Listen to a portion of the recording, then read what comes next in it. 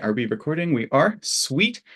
So yes, as I mentioned before, this will be recorded, so you can go back and kind of take a look at anything you may have not been able to grasp the first time around. But I will be kind of sharing a lot of the code today in the chat as we go along. But then at the end, I will also provide to you my full GitHub where this kind of entire application is going to live. But yeah, the goal is to have you be able to follow along and run Shiny apps in your on your local machine. All right, so let's get started with our learning outcomes. What we kind of want you to be able to do after taking this workshop. So first off, we want you to be able to understand the Shiny app structure. So that's just kind of the fundamental architecture of Shiny apps and how they are set up. Next, we want you to be able to implement reactive programming. This is kind of like Shiny's big thing, is this interactive or reactive programming, which we'll talk about in a bit. Next, we want you to be able to build some interactive data visualizations. So kind of taking these ggplot2s, static plots that you might already have, and turning them interactive with like Plotly. Next, we also want you to be able to deploy these Shiny apps on various platforms, so either on the cloud or internal use if you're deploying them for an organization. And then finally, we want to add a little bit of security to our Shiny applications. So I'll show you kind of how to add a simple password kind of account management with Shiny Manager, and let you know about some other options for more enterprise-grade security. All right, so what exactly is Shiny? Well, Shiny is kind of a framework that allows you to turn R programming into a web application or a kind of dynamic interactive dashboard. So it's very user-friendly. You don't need to know any web development skill, but you can turn R code into a full-fledged web application. Shiny is built on the Bootstrap HTML and CSS framework, but we don't really need to know anything like that. All we need to know is R code. It is going to be eventually helpful when you're advancing in Shiny to know HTML and CSS, but you can produce full-fledged web applications with no web programming experience. And then Shiny is also pretty reliable and established. It's been around for well over a decade, so it has been very well supported and adopted. There's also even now a Python version as well, so they are kind of programming it to stay around for a while. Why might we want to use Shiny? Well, it's very versatile. You can use it basically in anywhere that there's data or where a dashboard needs to be produced or an application needs to be produced. And if you already have some R analysis or some plots or something like that done, Shiny really extends your R programming ability to let you produce these very nice interactive plots and applications with not too much additional programming knowledge that you have to learn.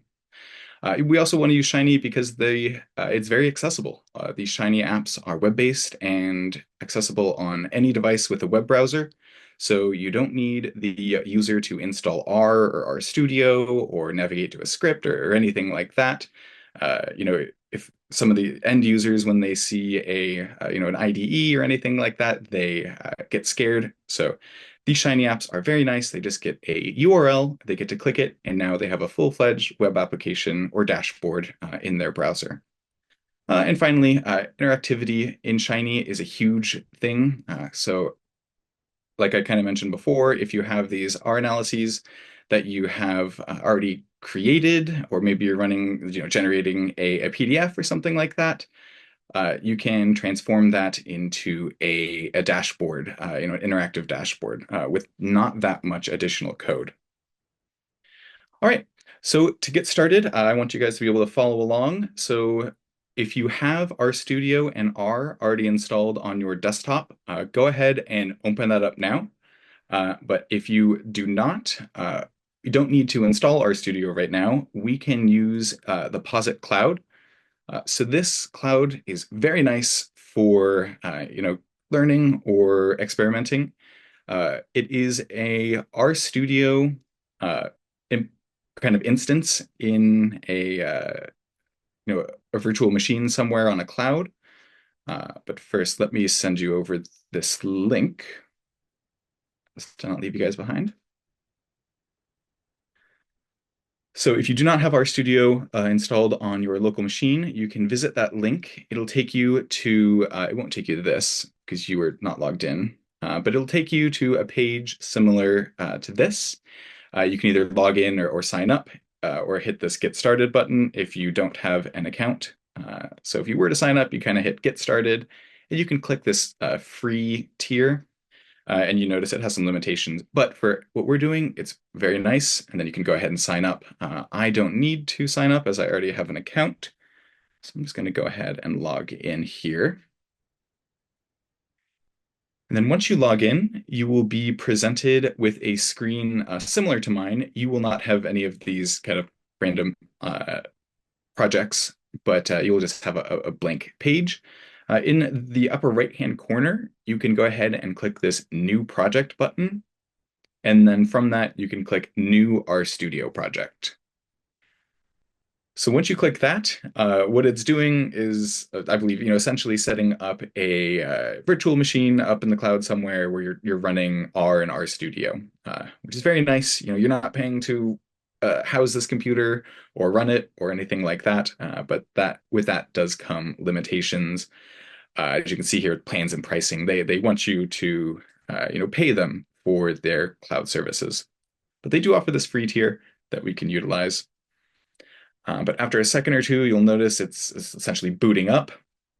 But after a minute, we will be presented with our kind of standard RStudio interface. If we were to look at kind of like my local one, it's basically the exact same thing, except we haven't opened up a script quite yet.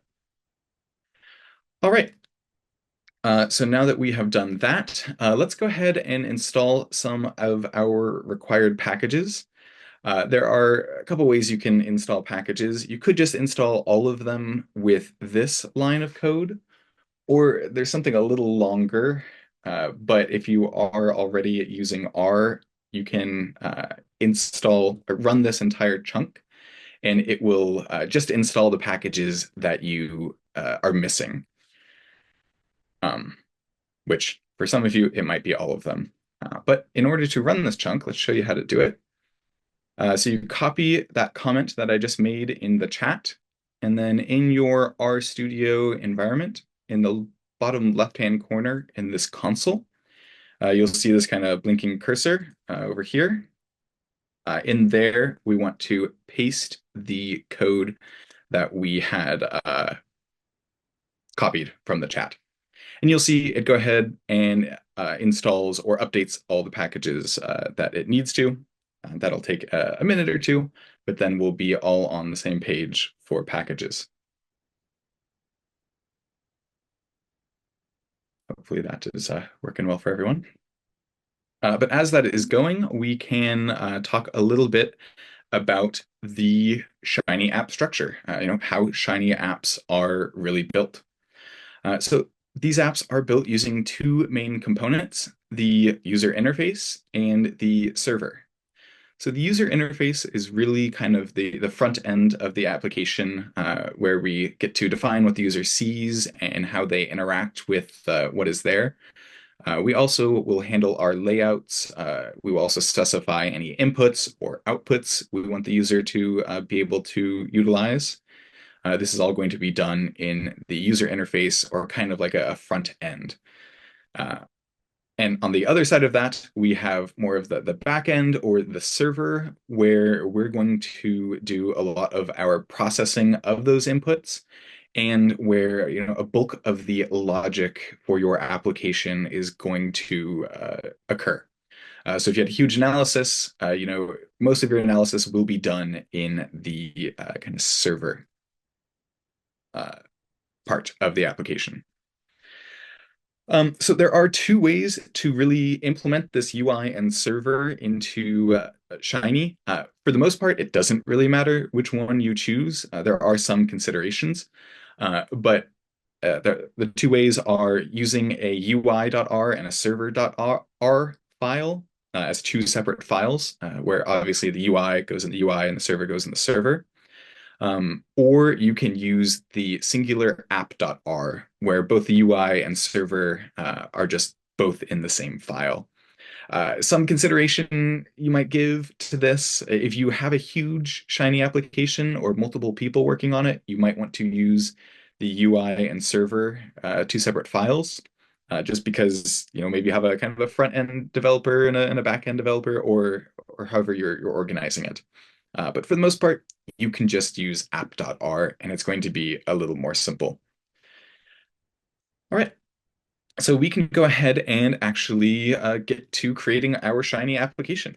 So in your RStudio interface, in the upper left-hand corner, you'll notice this kind of blank page with a plus, green plus. If you click the little drop-down button, you'll be presented with a drop-down menu. And from that, you can go ahead and select Shiny Web App. You'll click that, and then you will be presented with a user interface to create the application. Here we can go ahead and name it whatever you would like. I'm going to call it workshop posts. Oh, no spaces allowed. Workshop posts, because the data we're using is kind of social media post. But we'll explore that in a moment. And you see here, we have our application type as the single app.R file or the multiple UI and server. And that is the exact same as we just mentioned before. For our case, we are just going to use that single file. And then you will create within a directory. If you're using the cloud, you can just leave it default. But if you're on your local machine, just make sure to set this to some place you can remember or find. Your Shiny application will be created in a folder of the application name. So if I hit create, you'll see a file pops up here in the upper left. There's that app.R script. And then in the lower right, you'll notice my project or the directory is kind of updated with this workshop posts folder. If we look in here, we see that app.R that's up here. So that's kind of what we just did there by creating an application. You're just creating this app.R. All right, I'm going to move some of this out of the way so we can take a look here. But when you create a new Shiny app through that kind of script, or this user interface rather, it populates itself with a histogram of old faithful geyser data, which isn't particularly helpful in the real world, but it is quite nice to make sure we are able to run a Shiny application. So to do that, in the upper right-hand corner of your RStudio, you'll notice this Run App button. If you click this, you'll see it tries to run something, but we get this kind of pop-up blocked screen. That's just the web browser. If you're whatever web browser you're using likely will block at pop-ups. But if you're using it on your own local machine, it will not. But if you just hit try again, it pops up in a new window. And you see our Shiny application where we have some data that gets to move around. We get to move a slider and we see some stuff change. So that's cool, but not particularly interesting for us.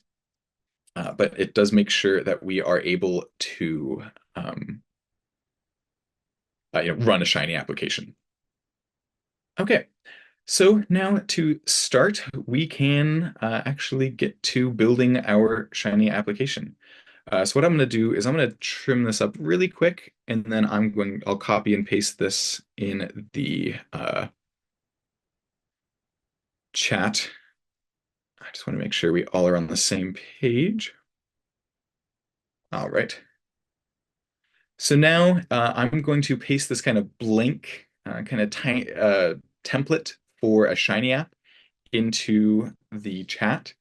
So if you just want to go ahead and that select all of that code and replace it with this that's going in now. We're just kind of making a bit of a template to fill out. So hopefully we don't drop anybody there. Let me know. But we can discuss our user interface now. So when designing a shiny web application, it's pretty important to first sit down and think about, what data you have and what your end goal is for your shiny app. Is it going to be sent out to users? Is it sent out to, your CEO to manage or to keep an eye on metrics or what have you? Just get an idea of what this shiny application is going to be used for, and like literally draw out the application. It's going to be in a window, so draw out the fields you want, draw out what inputs you want the user to be able to access, what outputs need to be out there. But having this kind of overall picture of your application before you sit down and start programming is going to be very helpful. Programming in a void is kind of difficult, I think, for Shiny applications because this user interface can just be impossibly large. So definitely sit down before and get an idea of the Shiny app that you want to create. Uh, since we are kind of fixed and I'm running the show here, we already have a Shiny app we kind of want to recreate. So I'm going to briefly show this before we get into the user interface and start crafting this.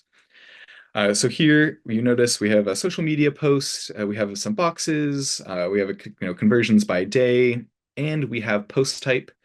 So this data is just depending on which post type. There's data for conversions or clicks, what day it is. But I don't want you to think too much about the actual data, but just more about the actual dashboard. But you notice here, as I click, things change, new things pop up here, more lines get added to this plot, more data or rather, this data set changes. So this is kind of what we're going for. So I'm going to get out of here, and then we can get to it. All right. So that user interface, we can talk about that. It's huge. There are so many functions that can go in there. It's almost as vast as web design. In fact, you can actually use kind of just straight up HTML web pages and add a few fields for Shiny outputs, and then you can have a full-fledged huge HTML page with just a small amount of R code in it. But to start, we can look at the kind of biggest picture, which is the page layout. So these functions really define the overall structure of the application. So those are something like fluid page, which is probably the most popular, but it's just very flexible. Then things like navbar, if you want a layout with navigation tabs up top, or if you want like a filled page, a blank page that completely fills your browser window. There are tons and tons of options here. This is just going to be a sampling of what can go into the user interface. Next, kind of under that, we have these layout organization functions, which help us to arrange UI elements on that page that we kind of defined. And here we have more layouts like sidebar layouts with a sidebar, flow layouts, which are just kind of straight up rows. But there are so many functions that you can really play around with them a lot and get a really beautiful custom Shiny app. There's also input functions, so you can input basically anything you want into Shiny, files, numbers, sliders, text, anything you want to input into Shiny, a method already exists to allow that. Next, we have these output functions. So these are functions that display the result. So if you have plots or tables or text, you can output them here. But also many of the common R packages or libraries you're using will have these outputs already for Shiny. So we see here this data table output from the data table package. They programmed something to be compatible with Shiny. So if you're working with data tables, you can, very easily implement them into Shiny. And this is true for basically all kind of popular R packages. There's going to be something, some output there for you. But yeah, the developers have spent time, to make sure they're compatible with Shiny. Next, we have these kind of dynamic or conditional functions. This is a bit more complex programming, but something nice you can do in Shiny is provide it these UI outputs where we can kind of say, hey, I don't really know what UI element I want to put here. I don't really know how many of them. I don't really know what's going to go on here, but I will know that once the user uploads the file or something like that. So you can just say, UI will be here at some point, but I don't really know what that is yet. And then you can render it out later. So that's very, very flexible. Additionally, conditional panel, it allows you to, hide or show content depending on, if a user has selected a button or if they entered a certain value. But it's just kind of conditional programming for user interfaces. And then finally, we have these custom stylings and themes. So this is some HTML type elements. You see, tags and divs and spans. This is kind of like HTML stuff.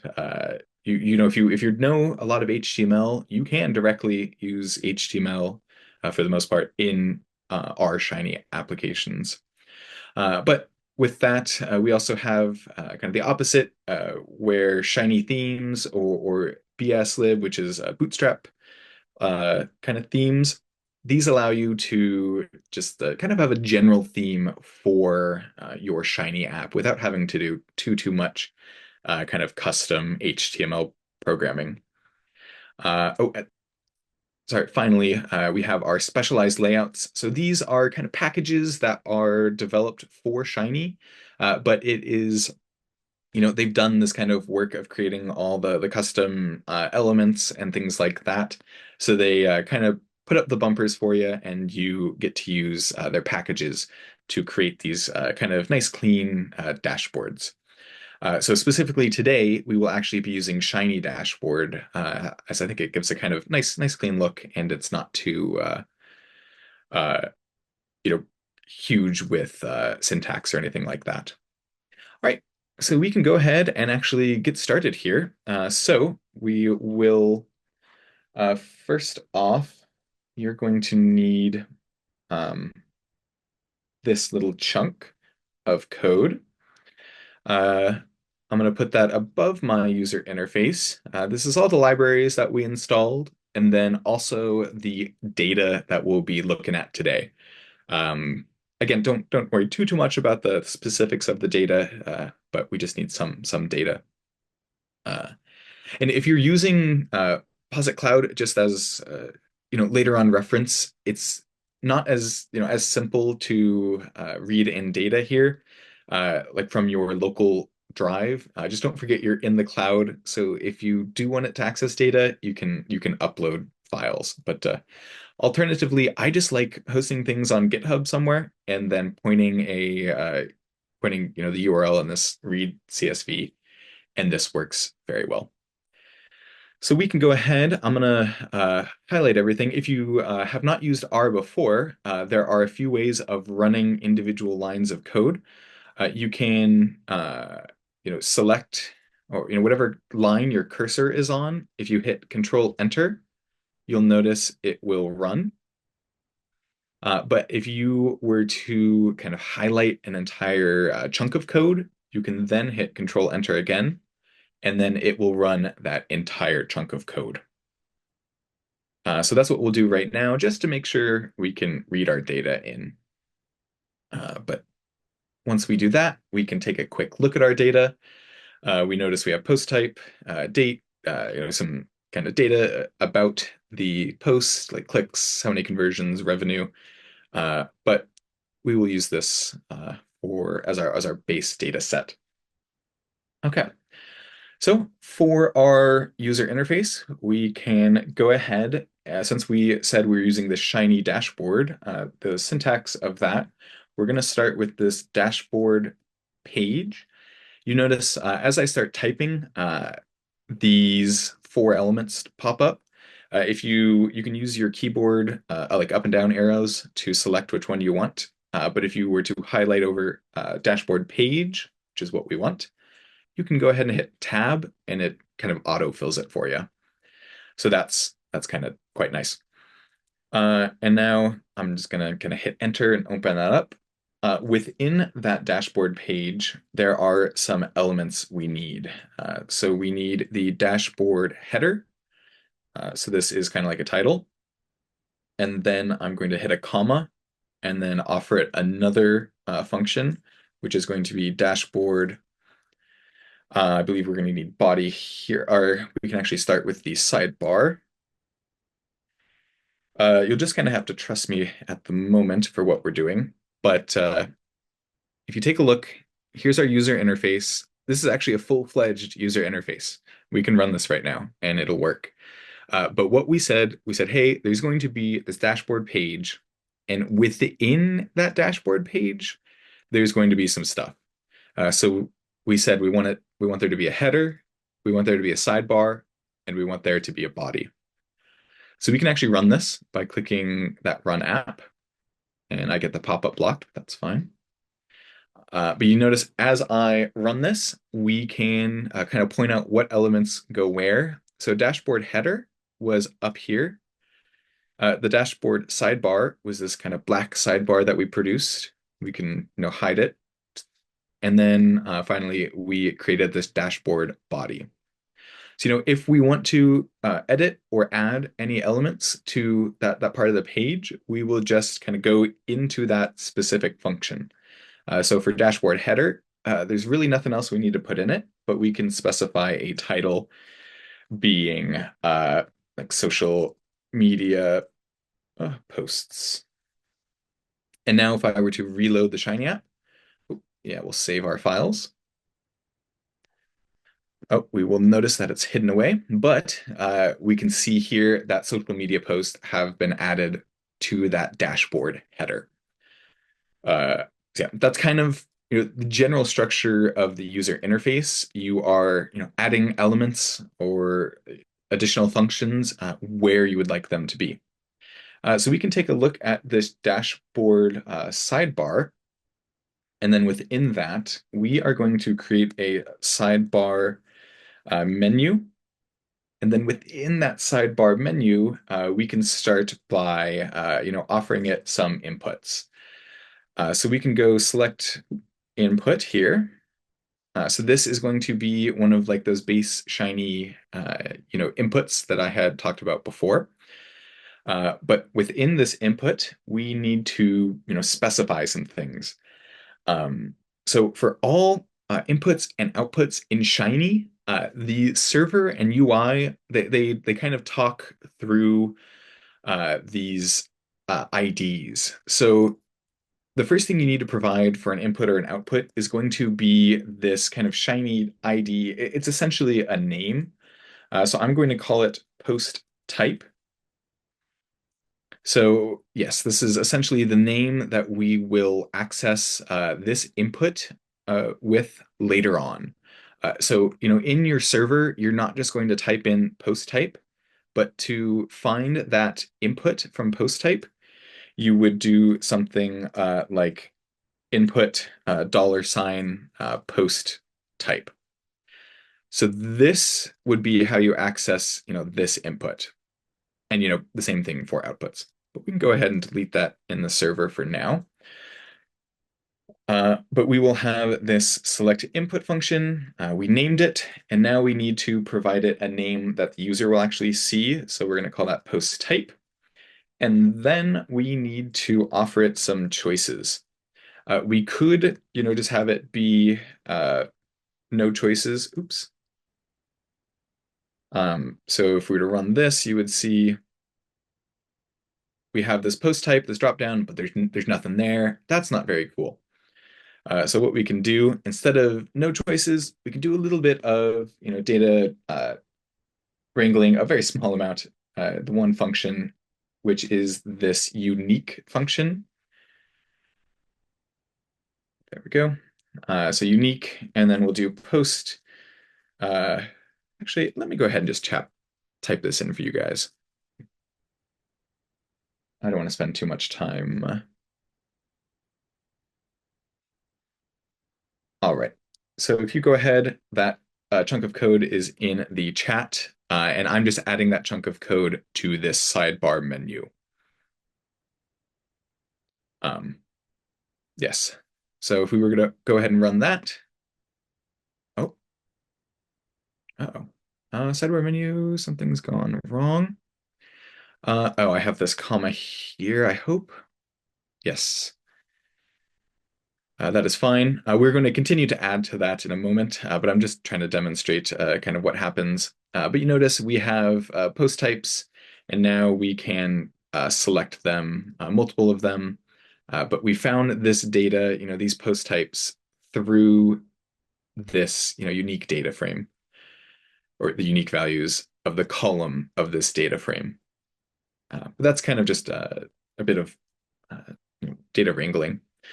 So if I wanted to add another element to this sidebar, let's say we wanted to add a tab or something like that, we can create this menu item function and then provide it a name. We can call it monthly conversion metrics. And then we also need to give it uh, a name for like the Shiny to access it. So that's going to be a tab name, and we can call that tab name conversion. All right. From here, if we were to kind of reload our app, you'll notice we now have this monthly conversion metrics kind of button you can click, but nothing really happens. Uh, that is because we haven't really defined anything in this body to occur. So if we were to go ahead and do that, we can look in this dashboard body. We can create a tab items. And then within that, we can create a tab item.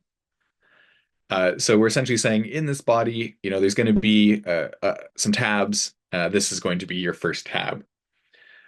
We can call that tab um, R, oops, the same tab name we gave it before. So the tab name is going to be conversion because this is essentially where we link these two tabs, where we're saying, when they click this monthly conversion metrics kind of tab, I want this dashboard body to show me this tab. And then within that tab, we can kind of create a additional kind of shiny aspects. From here, it's all kind of base shiny bootstrap type stuff. So we can start with a fluid row, and that's going to be a row across. We don't really know how tall it is, but we know it is going to be completely across. And then within that row, we can create a box or something like that. So a box. We might be able to run this and give it a shot to see if things are working well. Okay, so yeah, we have this monthly conversion metrics tab, and a very empty box here, which is fine. We have not specified anything at all. So within that box, there are some parameters you need to specify. That's going to be title. So our title, we can title this, let's do total conversions per day. We also can provide some other things like status. I'm going to go ahead and just copy this entire chunk over for you. because there are a few things we need to put in, but okay, so within this fluid row, if you paste the box from the chat, uh, I can kind of talk about what we just did, but we created a box within that row, and then we gave it a title. We gave it a status, which kind of is really just a visual type thing. Same thing with solid header. It's a visual kind of block. Collapsible, can we close this box or is it always open? And then we have our output, which we will discuss in a moment. But what I want to talk about here is this width argument. Uh, it is 12, which means it is full size. So it's going to take the entire size of the box here, or of the kind of body. Uh, Bootstrap is built on a kind of grid system, but we really specify the widths here. So a width of 12 is going to be max. A width of 6 is going to be like 50%. So if I were to change this to 6, you'll notice and reload the app that now it is halfway, of the available white space. It's only taking up half. So yeah, all of these columns in Bootstraps or Shiny, it's all going to be like a width of 12. That's something I kind of struggled with at first. I could never figure out why they were using 12. All right. So now we have we've defined kind of our box. So we've defined our user interface, which is just a row with a box and some tabs. But from that, we now need to provide it an output. So what we can do is provide it, depending on what you want to do. In our case, we're going to output an interactive time series plot. So you can do that depending on your, function or what you are doing. You will have to specify your output. So you will do this down in your server. But first, before we get to looking at our outputs, we need to talk a little bit about reactivity, which is kind of this knowledge of our Shiny that allows it to dynamically update, uh, depending on the user interface or user inputs rather. Uh, so yeah, there it is. Reactivity is how Shiny apps dynamically respond to the user inputs and how they kind of update the output in real time. So there's some few key components. So the first off is the input. So that is going to be like that input we created before. It's going to be, a category, or it's going to be a text or a number. And then from that input, there's going to be this reactive expression that is going to kind of watch for these inputs to change. And then when it does change, or when their inputs or dependencies change, they will automatically rerun.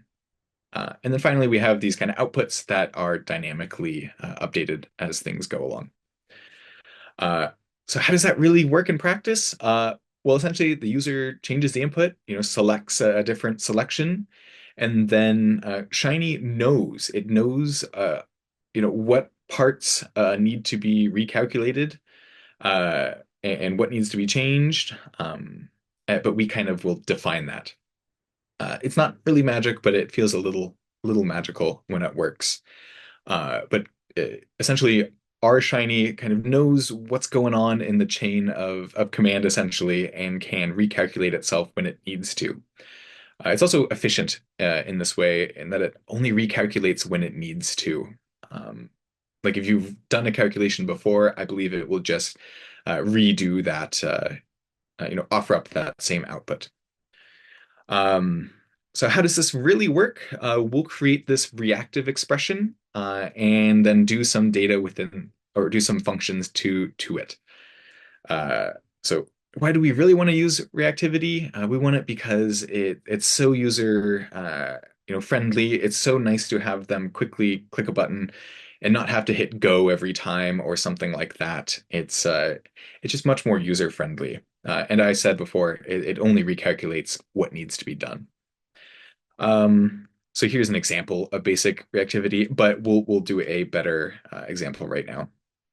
So what we want to do is essentially filter this data frame that we initially gave. We want to filter this data frame depending on what the user is inputting in this field here for post type.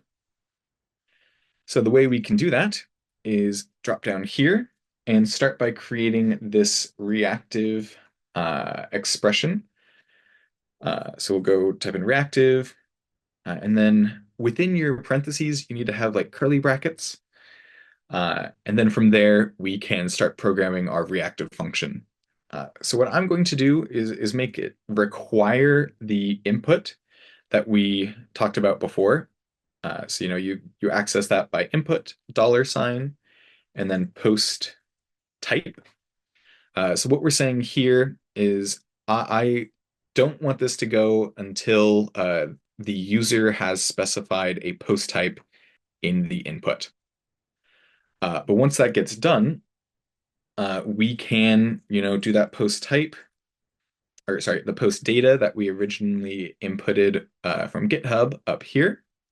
We could do that post data and then run our manipulations on it. In this case, we are going to filter it by some post type stuff, which is this here. So we want the post type to be in the inputs. I can go ahead and copy paste this little entire chunk for you guys. And we're also going to store that into some filtered data frame. All right.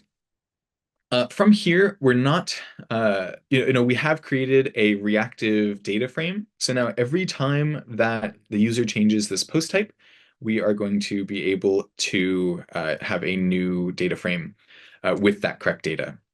You can't just actually access this with, if you were to try to, run, do some operators on this, it won't work because this data frame, it's reactive. It's going to change often, or it likely will change often. So how you access your data is you just add these little open close parentheses at the end. And now it's just a regular old data frame. We're essentially telling it, hey, stop being reactive. I'll take the data right now, and I'm going to go do some work on it. All right. So we're a little doing okay on time. So I'm going to start copy pasting a bit more. But for this time series that we created, or we haven't created yet, but don't forget, we are trying to create this conversion time series, Plotly output. So the way we can do that is we've already specified, hey, I want there to be an output here. And it's going to be named this. And now in our server, we are defining this output. We're saying output $, and that name we gave it. And then we'll use some render function. This depends on what you're outputting. So in this case, we're outputting an interactive Plotly plot.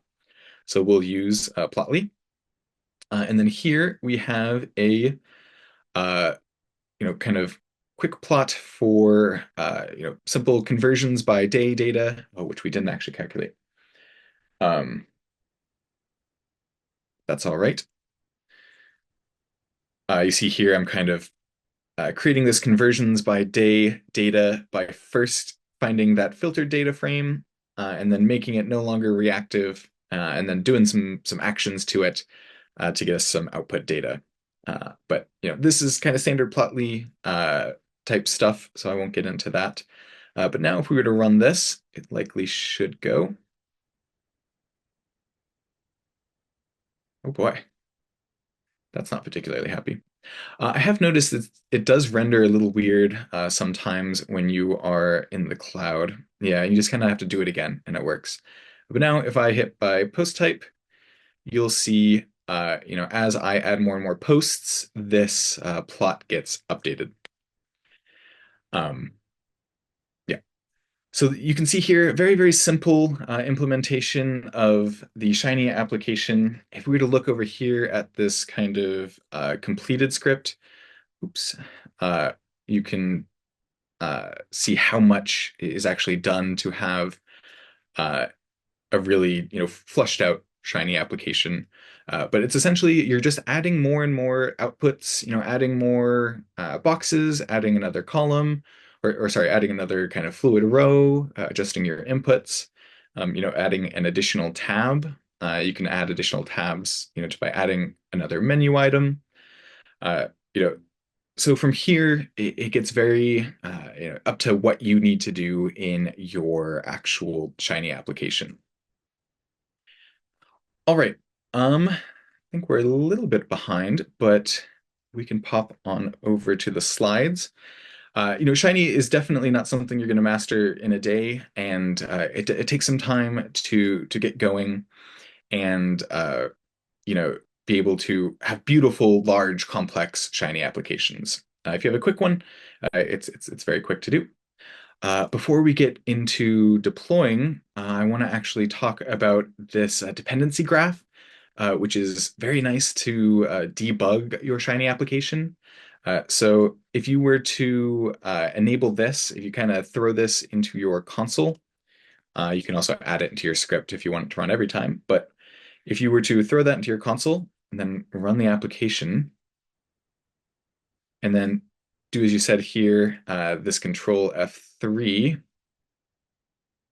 Uh-oh. Sorry, I've got quite a few Shiny pages open. Give me one second.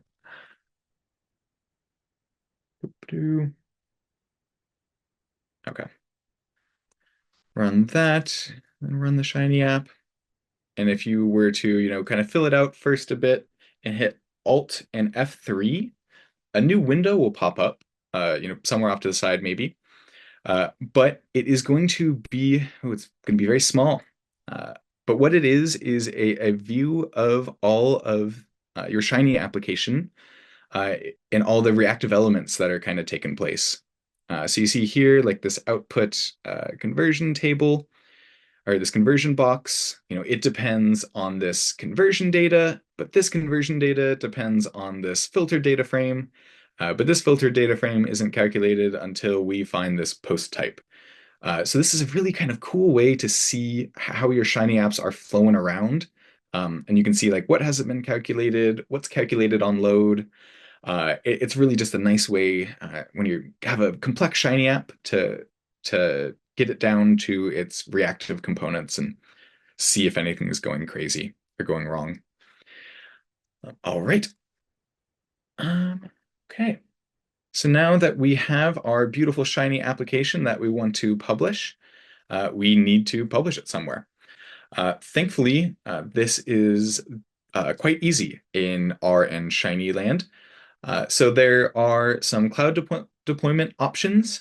So shinyapps.io is a good platform that is quite common. You see here people install, the steps to deploy, you can do it in code, but you essentially set up an account and then provide it, a token and a secret that they will provide to you. But you can also do this visually. If you were to look at your R Studio. Let's zoom in some. So with our application, immediately to the right of Run App is this Publish button. If you hit the little drop-down menu, I'm going to hit Other Destination, but you can just hit Publish, and it will take you to a screen that looks very similar to this. You likely will not have an account already, but you can, add a new account. You have to create a shinyapps.io account, and then you essentially copy paste the tokens here, and it will connect it for you. But once you've done that, you can, for free, just go ahead and hit publish. And I'm overwriting it because I already have one up there in the cloud. But what we're doing is we're bundling up this R application and sending it off to the cloud to go be ran on somebody else's computer. which is very cool. This obviously, it allows you to run Shiny applications all the time, or whenever the user wants to access them, they can, because it's not like tied to your local machine or some network or something like that. It's, hosted off in the cloud. Of course, there are pros and cons to the cloud, but we can talk about that in a moment. So you see, I just minimized that RStudio. It takes a minute or two for the deploying to occur. So, just go let that cook. But if you don't have, your local RStudio and you're using the Posit cloud, they make it, exceedingly easy to utilize publishing on their service. All you have to do is hit publish this application, and then it will ask you to install some packages to publish, but it'll do it all automatically. And then in 1 second, it's going to provide you the very similar publish screen that we saw from my local machine. And it's already linked to your Posit cloud, so you don't have to think at all. So you can hit publish, and then it's doing the exact same thing as was going on in my local R. Oh, can't see that too well. Local R instance, but they're just remotely deploying it for us. So this is very nice. This I think makes Shiny very powerful because we just became a applications developer. We can now distribute that application, a dashboard or a true application that gets some work done uh, quite easily. As that is deploying, I want to talk a little bit about the cloud, or rather, not the cloud. You can also use Shiny Live to kind of convert these Shiny applications into WebAssembly, but you do have to host them on some kind of web server that can be local. Um, but yeah, so in the cloud, oh, you'll notice it just pops up. It opens up in a new browser when your app has been successfully deployed. So we'll go back to that real quick. But you see here's that fully fledged app uh, that we didn't completely create. But you can see it working here in the cloud. And then it's locked behind this shinyapps.io domain. Uh, but you can, of course, pay them money to have them leave, a custom domain. Um, that gets a bit more into deployments. Um, yeah. So once we have deployed our Shiny app, we noticed that anybody with this link that's not that hard to guess can absolutely access it. So that's not particularly great. If we had some sensitive data, here we can just download the raw data. That's horrible if you're a business or anybody who cares about security. So we can't do that. We just can't push out those Shiny apps with important data without any level of security. So we need to do something here. So there's two kind of main thoughts behind it, at least from me. The first method is kind of like the Shiny server or some enterprise grade uh, you know uh, deployment system that it's like the Posit cloud or it's like Shiny server, but you're paying these people to host it, and then they are going to allow you to use your Active Directories, different authentications, more stuff you would expect in enterprise grade securities. Um, but if you're doing this, you're likely working with some kind of systems admin or something like that. But this is, you're deploying a fairly large application, a serious Shiny app here. If you are kind of just, locally using it, or it's just going to maybe a client that's occasionally going to access it, nothing's, mission critical in there. Um, we can, at the very least, add this Shiny manager package, which allows you to, basically through just this data frame and the secure UI or secure app function, you can have a full splash page of a secure UI. So which I'll run really, really quick just because I like it a lot. Um, so I'm going to completely erase my old app. No need to do this. And I need to install the Shiny Manager.